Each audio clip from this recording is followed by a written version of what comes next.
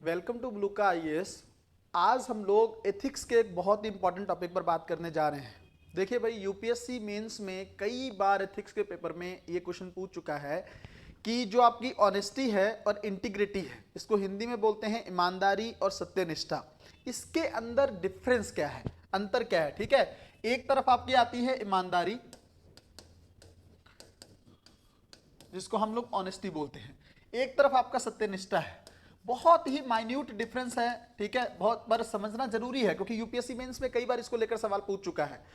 सबसे पहले ये चीज सोचिए, बिल्कुल आसान भाषा में इस कॉन्सेप्ट को समझने का प्रयास करेंगे। देखिए, ईमानदारी वो है जो आप लोगों के सामने अपने आप को प्रस्तुत करते हैं। देखिए, आप ऑनेस्ट हैं, है ना, आप ऑनेस्ट हैं। कई बार ये दिखाने के लिए आप लोगों के सामने करते हैं। जैसे आप किसी के सामने आपका क्या व्यवहार है वो ठीक है, लोगों के सामने आप किस तरह से बिहेव करते हैं, समाज के सामने आप किस तरह से बिहेव करते हैं, परिवार के सामने आपका क्या बिहेवियर है, इस तरह की चीजें जो है ना वो ईमानदारी का पक्ष हो सकती हैं। आप अपने नैतिक मूल्यों को बनाकर रखते हैं।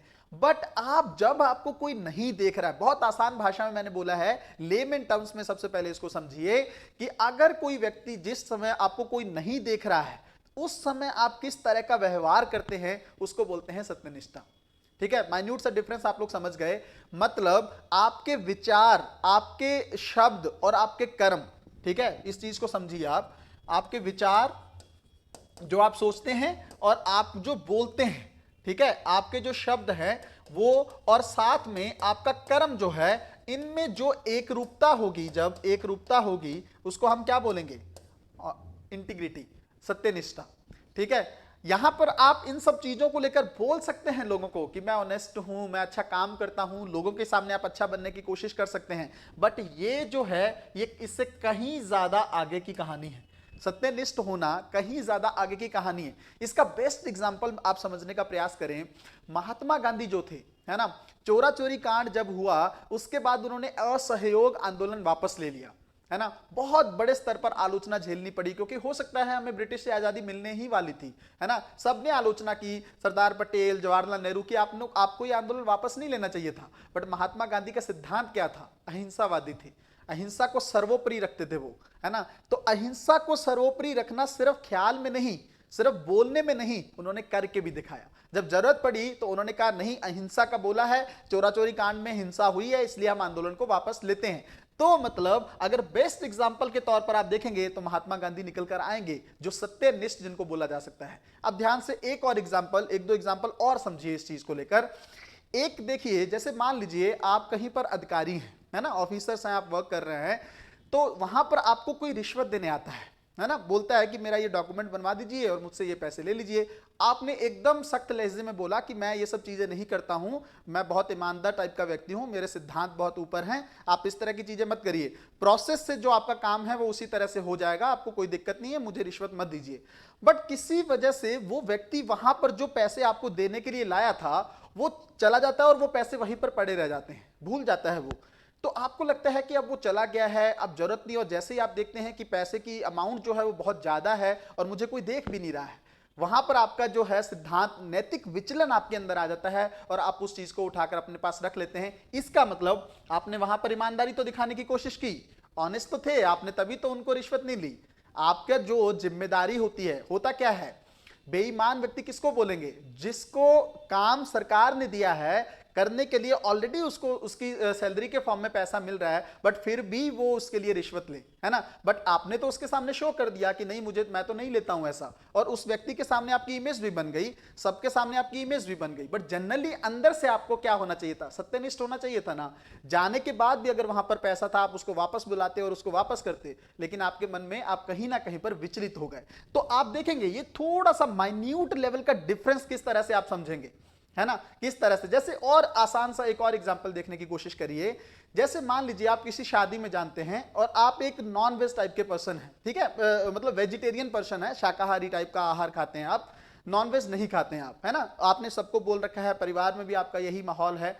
लेकिन जैसे ही आप वहां पे जाते हैं, आपका कोई दोस्त आपको मिलता है और ये बात बोलता है कि देखिए यहां पर आपको कोई देख नहीं रहा है, कोई किसी अलग व्यक्ति की शादी है, घर का कोई व्यक्ति यहां पर मौजूद नहीं है, तो यहां पर आप खा लीजिए, कोई दिक्कत नहीं है, किसी को पता भी नहीं चलेगा। तो वहां पर आप अपने सिद्धांतों के साथ समझौता करते हैं और क्या करने लगते हैं, आप नॉनवेज खा लेते हैं, ठीक है। अब इसको अदर साइड में मत लीजिएगा कि जो वेज खाते हैं नॉनवेज खाते हैं, वो बात नहीं है। मतलब जो आप कह रहे थे, जो लोगों के सामने आप दिखा रहे थे, वो आप जब अकेले में होते हैं, जब लोग आपको नहीं देख रहे होते हैं, उस समय आपका व्यवहार चेंज हो जाता है, आपके सिद्धांत बदल जाते हैं, आप अपने मूल्यों के साथ, अपने नैतिक सिद्धांतों के साथ समझौता कर लेते हैं। इसका मतलब आप सत्यनिष्ठ व्यक्ति नहीं हो सकते हैं, ठीक है। तो मुझे लगता है, देखिए इसका एक और एग्जांपल मैं आप लोगों को देना चाहूंगा। मोक्ष गुंडम विशव शवरैया, है ना, लिख देता हूं यहां पर नाम।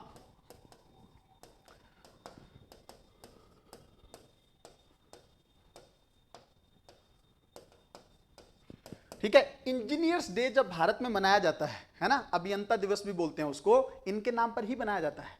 अब ये कौन थे? ये मैसूर रियासत के दीवान थे। अब देखो, इनके बारे में सिर्फ नाम याद रखिए और जो कहानी बताने जा रहा हूं एग्जांपल के तौर पर उसको समझिए, तो आपको ऑनेस्टी और सत्यनिष्ठा के बीच में डिफरेंस एकदम क्लियर कट हो जाएगा। ध्यान से समझिए। देखिए, ये सरकारी वर्क करते थे।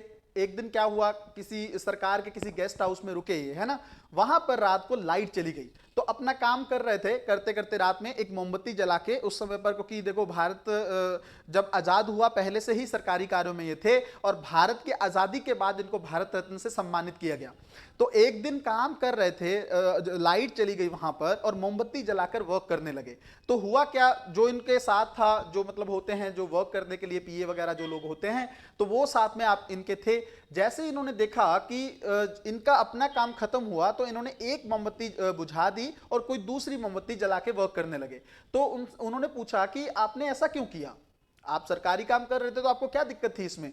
तो वो बोले कि जब मैं पहले काम कर रहा था तो मैं सरकार के लिए वर्क कर रहा था, लेकिन अब जो मैं लिख रहा हूं, वो लिखते भी थे, अब मैं लिखने का काम कर रहा हूं, कुछ कविताएं लिख रहा हूं या कुछ चीजें लिख रहा हूं, वो जो है काम मेरा अपना निजी वर्क है। तो इसलिए मैंने उस मोमबत्ती का जो सरकारी वर्क था उसको मैंने बंद कर दिया है, और मैं अपना पर्सनल लेवल पर जो चीजें हैं एक्सपेंसेस के लेवल पर मैं वो कर रहा हूं।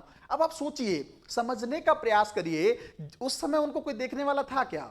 हो सकता है उनको वो पीए को समझ में भी नहीं आता, फिर भी उन्होंने उनके सामने अपने नैतिक सिद्धांतों के साथ समझौता नहीं किया, है ना, अपने नैतिक सिद्धांतों से विचलित नहीं हुए, उस समय भी जब उन्हें कोई नहीं देख रहा था। ऐसे बहुत सारे एग्जाम्पल आप डॉक्टर अशोक खेमका का मिल जाएगा। 50 टाइम्स से ज्यादा बार उनका ट्रांसफर हो चुका है, बट ईमानदारी से वो और सत्यनिष्ठा से विचलित नहीं हुए हैं। वो अपने सिद्धांतों के साथ समझौता नहीं मंजूर है उनको, है ना। ऐसे बहुत सारी चीजें आप लोगों को देखने को मिल जाएगा। जैसे एक और लास्ट में एग्जांपल देखिए, एथिक्स में जितने एग्जांपल्स आप लोग कोट करेंगे या जितने नॉर्मल चीजों से जोड़कर आंसर आप लिखेंगे, उतना ही ज्यादा आपका उत्तर प्रभावी होगा, उतना ही ज्यादा एग्जामिनर को वो इफेक्ट कर पाएगा। तो देखिए, एक जल्दी से एक चीज और समझिए, डॉक्टर एपीजे अब्दुल कलाम, ठीक है, भारत के राष्ट्रपति बहुत हुए हैं, ठीक है, बहुत सारे, लेकिन उनके बारे में एक कहानी निकल के आती है कि वो जब भी किसी अध्यादेश पे, किसी बिल पे साइन करते थे, तो वो शुरू से लेकर अंत तक पूरा पढ़ते थे। अब ऐसा नहीं है बाकी लोग नहीं पढ़ते होंगे, मैं वो नहीं कह रहा हूं, बट ये निकल के आता है कि वो एक वर्ड से वर्ड पूरा पढ़ के फिर साइन करते थे। तो उनसे किसी ने पूछा कि ऑलरेडी ये पढ़ा जा चुका है, तो आप क्यों पढ़ते हैं? वो बोलते हैं कि मुझे बहुत बड़ी जिम्मेदारी दी गई है ना। अब हो सकता है वो भी बिना देखे साइन भी कर सकते थे, बट उन्होंने उस समय में जब कोई नहीं भी देख रहा है तब भी अपने नैतिक सिद्धांतों को बनाकर रखा, अपनी जिम्मेदारी का जो उनको काम सौंपा गया था। लगभग 140 करोड़ की आबादी ने उनको राष्ट्रपति बनाया है, एक जिम्मेदारी दी है, उस भूमिका का उन्होंने निर्वहन किया, ठीक है। तो आप ये सारे एग्जाम्पल्स को लेकर मुझे लगता है इस कॉन्सेप्ट को बहुत अच्छे से समझ गए होंगे। बहुत माइन्यूट डिफरेंस है, बट समझना जरूरी था। बहुत ही आसान भाषा में मैंने आप लोगों तक डिलीवर करने का प्रयास किया है। मिलते हैं अगली वीडियो में, तब तक अपना ध्यान रखें, अपनी पढ़ाई को बहुत अच्छे तरीके से करते रहें। बहुत बहुत धन्यवाद।